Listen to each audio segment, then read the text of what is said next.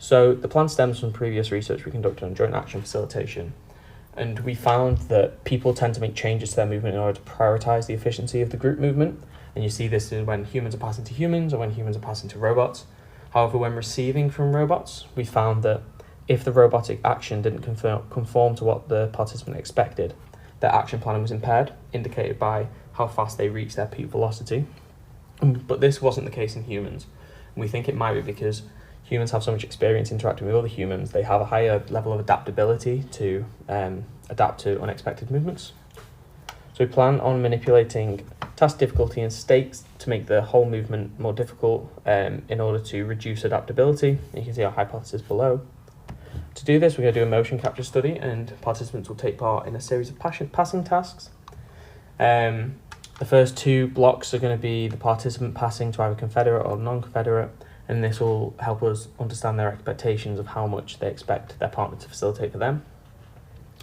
And then they'll complete two experimental blocks, one as a control to get an idea of their normalized time to peak velocity just during a normal movement, so we compare it to the 3 experimental streams I'll talk about in a minute.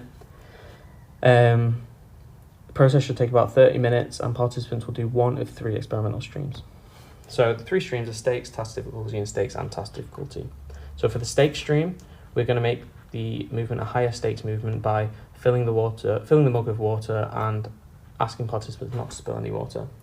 To manipulate task difficulty, we will lower the size of the target location, making the movement require more precision, and then in the third stream, both of these changes will be present.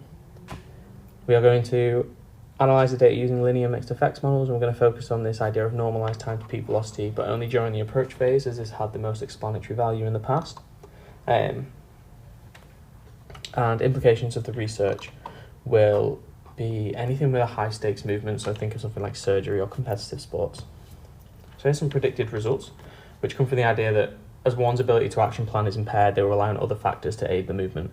In the first 2 streams, the extent to which we expect each condition to impair action planning is similar, but because we're focused on this idea of velocity during the approach phase, there should be a more pronounced difference between facilitatory and non-facilitatory conditions in the stakes stream, as it affects position B, which directly influences the approach phase, whereas the task difficulty stream impacts position E, which is at the end of the transport phase, which we're not looking at primarily. And here's the predicted results of the combination stream. It's going to be very similar to a stake stream, but more pronounced, as there's 2 factors influencing the whole movement.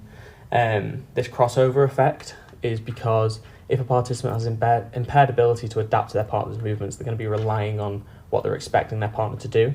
So if these movements conform to their expectations, normalized time to peak velocity will be lower, and if they do not, it will be higher.